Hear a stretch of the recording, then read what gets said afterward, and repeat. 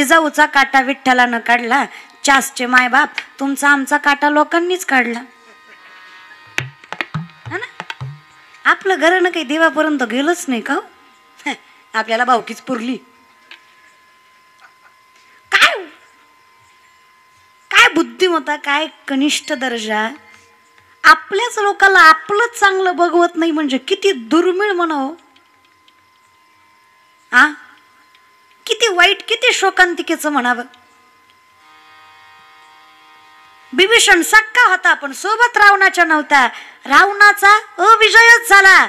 सक्का नव्हता, सावत्र होता लक्ष्मण रामाचा, पण सोबत होता रामाच्या, विजयच झाला. ही ताकद नात्याची असते. थोडी नाती सांभाळत चला, हो की नाही?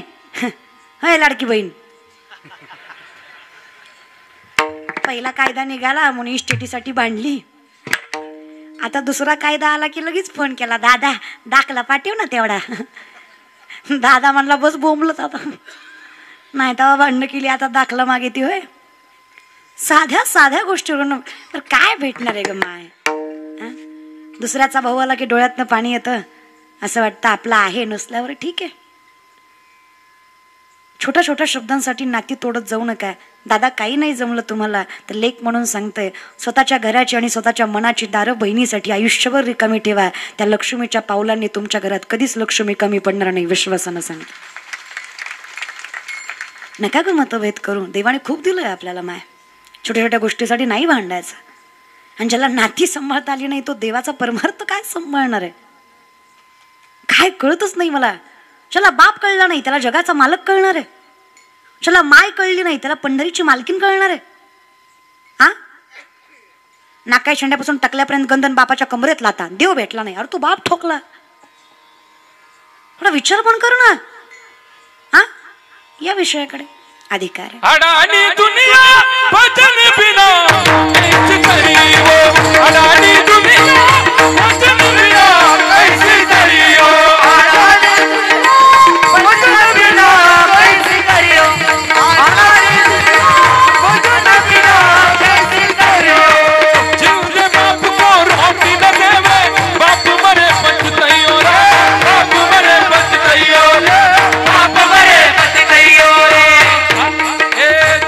बाप को रोटी न देवे, बाप मरे पछताइयो रामा, बाप मरे पछताइयो रामा, बाप मरे पछताइयो. मुट्ठी भर चावली घर पर फेंकी, बाप को कौवा बनायो, अडाणी दुनिया भजन बिना कैसी करियो,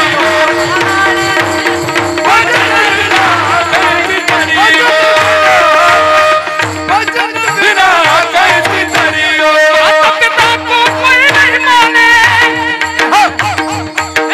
माता पिता को कोई नहीं माने, अमृत का बहुमान, अमृत का बहुमान. आई रे मेहमान दुनिया, आई रे मेहमान दुनिया, आई रे मेहमान दुनिया,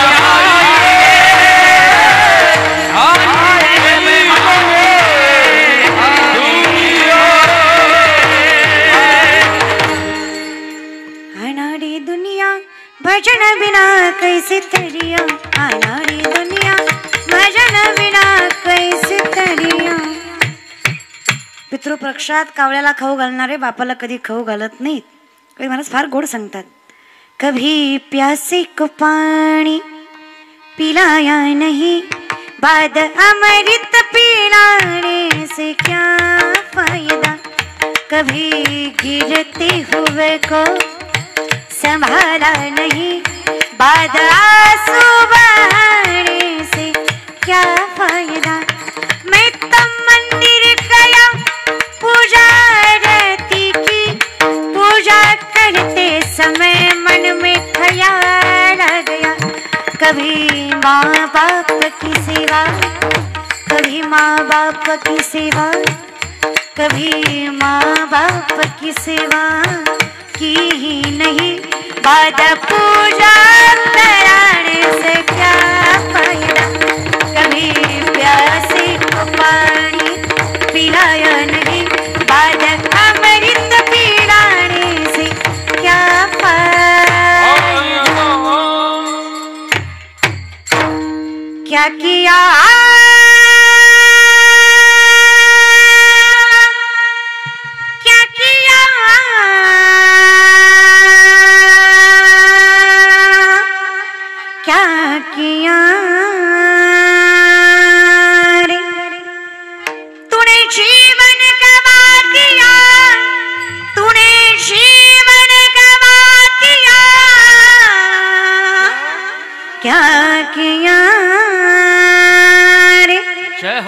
जिसे पाना था उसको ही खो दिया, जिसे पाना था उसको ही खो दिया,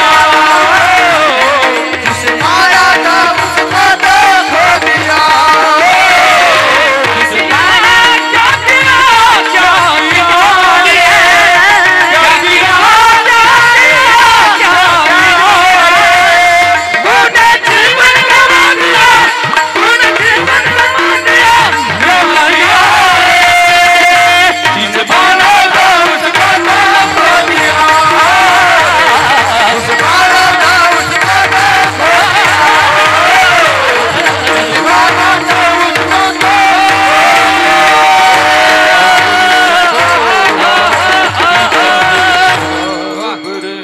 जिसे पाना था उसको ही खो दिया,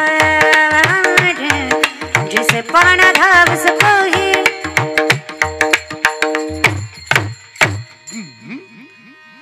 भला किसी का करना सको तो बुरा किसी का मत करना, पुष्प नहीं बन सकते तो तुम कांट बन कर मत रहना, पुष्प नहीं बन सकते तो तुम कांट बन कर मत रहना, बन न सको भगवान अगर तुम कम से कम इंसान बनो,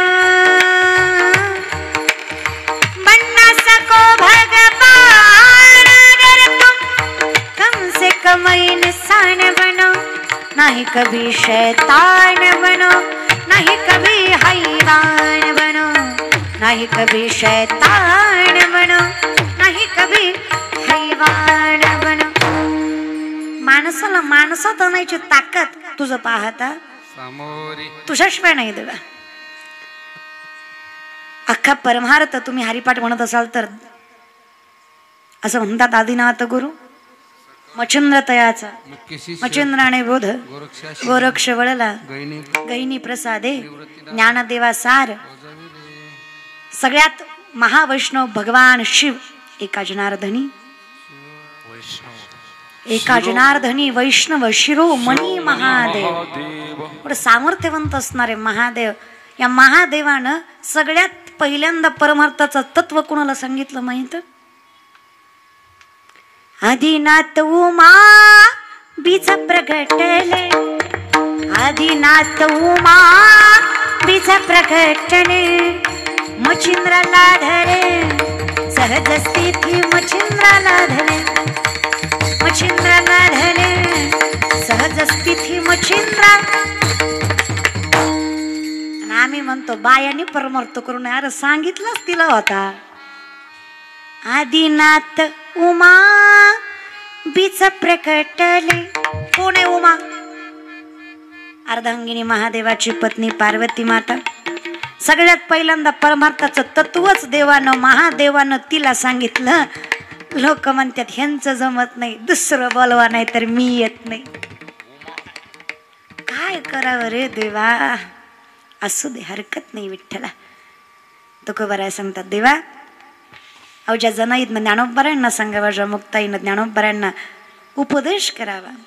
विचारलं ज्ञानदादांनी का हो मुक्ता, ह्या विश्वानं एवढा त्रास दिला, मायबाप बुडवले, बुडवलेच, बुडले नाही बुडवलेच. हातवर शुद्धीपत्रासाठी जातीतनं बाहेर काढलं, संन्यासाची पोरं म्हणून पायदळी अन्न तुडवलं, तोंडावर दरवाजे बंद केली, सगळं सहन केलं. मुक्ता तुझ्या खापरासाठी अख्खं गाव फिरलो, पण तुझं मांड भाजायला या समाजानं साधं खापर दिलं नाही. इतक्या अकुंचित बुद्धीच्या माणसांसाठी मी का म्हणून जगावं? जगाच्या मालकाच्या चरणावर मस्तक ठेवावं, जीव दिला पाया तडी, इतका देवाच्या सामर्थ्याने एकरूप व्हावं आणि समाधिस्थ व्हावं. ग मुक्ता गरज नाहीये मला. त्या मुक्ताईनं सांगावं ज्ञानदादा करा विचार, या समाजाचा वागण्याचा तुम्हाला एवढा त्रास होतोय, तर या समाजाच्या वागण्याचा त्यांच्या आत असणाऱ्या परमात्म्याला किती त्रास होत असेल, त्या परमात्म्यासाठी ताटे उघडा, या समाजासाठी नाही. हे तत्व सांगणारी मुक्ताई आज लोक विसरून गेली. त्या ज्ञानोबारांना अभंग नामदेवरांच्या कीर्तनात म्हणा म्हणण्याचा अधिकार जनाईचा. कारण ज्यावेळेस कबीर महाराज पंढरीत आले, 3 बायका भांडताना दिसल्या. विषयाकडे आलात का तुम्ही? त्या 3 बायका त्यातली एक माझी जना. नामदेवरायांचं कौतुक ऐकून नामदेवरायांच्या भेटीसाठी आलेले कबीर महाराज या 3 बायकांच्या भांडणाजवळ थांबले. या 3 बायकाची भांडणं बघून का भांडताय म्हणून विचारलं. काही नाही म्हणे, हिनं गौऱ्या घेतल्या माझ्या. या 2 बायका कोणाला म्हणतात? जनाईला. या जनाबाईने गौऱ्या घेतल्या माझ्या. जनाबाई म्हणली कबीर महाराज खोटं बोलतायत हे. त्या दोघीनं म्हणले बघा बरं, आम्ही दोघी असून आमचा जे लावलेला ढीग आहे तो लहान आहे आणि हिचा म्हणजे मोठा आहे. इथं जरा हिचा मोठा आमचा लहान आहे. ते म्हणे तू एकटी असून हिचा एवढा मोठा आणि ह्या दोघी असून ह्यांचा एवढा लहान कसं काय हो जना. जनाईनं सांगितलं कबीर महाराज ह्या दोघीचे 2-2 हात किती झाले? 4. माझ्या सोबत जो होता त्या एकट्याला 4 आहेत. माझ्या सोबत जो होतो त्याला किती हात आहेत? त्याचे 4 आणि माझे 2 किती झाले? 6. मग कोणाच्या जास्त होणार? ह्या सगळ्या माझ्या आहेत, यांनी काहीच केलं नाहीये. ते म्हणे कसं हो? विठ्ठल तुमच्या सोबत? म्हणे हो, जगाचा मालक माझ्या सोबत गौऱ्या थापत होता. विठ्ठलाला बोलवावं. 7 वर्षाच्या जनाईनं जगाचा मालक यावा. उभ्या का बुक्कव तुके तू ये रे पा विठ्ठला, सुंदर माझे जाते ग फिरते भव तुके. उभ्या का बुक्कव तुके तू ये रे पा विठ्ठला, सासू आणि सासरा दिरतो तिसरा. उभ्या गाव भरतारा तू ये रे बा विठ्ठला. देवाला म्हणे तुम्हाला नसेल विश्वास तर प्रत्येक गौरी कानाला लावा. विठ्ठल विठ्ठल नाव आलं तर माझी नाही तर त्यांची. सगळ्या गौऱ्या विठ्ठलाचं नाव घेत होत्या. लवण मिळविता नोहे सारिता. कोण आहे म्हणे तुम्ही? मी नाम याची जनी.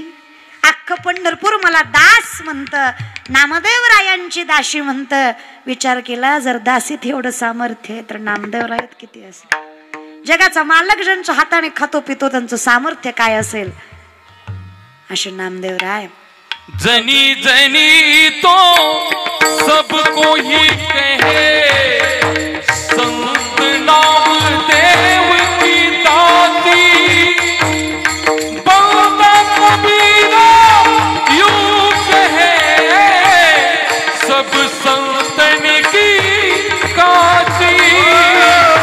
सब संतन की काती. कबीर महाराज सांगतात सगळे तुम्हाला म्हणत असतील जना नामदेवरायांची दाशी, पण मी सांगतो सगळ्या संतांनी तुमच्यात नाहावं आणि पवित्र व्हावं एवढा अधिकार तुमच्यात आहे. जनाबाई सगळ्या संतांची काशी असावी असं वर्णन कबीर महाराजांचं आहे. थोडासा विचार करा काय सामर्थ्य बाईमध्ये. ती जना ती मुक्ता ती कान्होपात्रा जगाच्या मालकाच्या दारात जिचा अधिकार आहे. ती आवली ती रखमा ती सोयराबाई. करा विचार. चोखोबारासाठी जगाच्या मालकानं तिच्या बायकोचं बाळणपण. 47 चरणाचा अभंग आहे नामदेवरायांचा. चोखोबाची कांता असे ती गर्भीन, झाले 30 पूर्ण 9 मास. 9 महिने पूर्ण झाले सोयराबाईला. चोखोबाच्या पत्नीचं नाव सोयरा आहे. 9 महिने पूर्ण झाले. नवऱ्याकडे याचना केली, देवा ओ स्वामी विश्वाच्या मालकाचं नाव घेता तुम्ही, काही म्हणलं नाही आजपर्यंत. आता आई होणार आहे, नवसा सायासने लेकरू पोटी जन्माला येणार आहे. अहो विनंती आहे माझी, आता तरी संसाराकडे लक्ष द्या. विठ्ठल विठ्ठल म्हणून कुठं संसार चालतो का? भजन करून कुठं आयुष्य फुलतं का? रागाला चोखोबाला माझ्या विठ्ठलाला नाव ठेवती. 9 महिन्याची सोयरा घरात टाकून चोखोबा बहिणीकडे निर्मलेकडे निघून गेले. थोड्या दिवसावर बाळणपण आलं. 2 प्रहर उलट आले. 2 प्रहर नवरा जेवायला आला नाही. शेवटी बायकोच ती काळजी तिला वाटायला लागली. काय म्हणे देवा चुकलं माझं. इठ्ठल इठ्ठल करीत होता पण तोंडासमोर तरी बसला. आहो पांडुरंगे त्याची आणि आता न सांगे मी वार्ता संसाराची.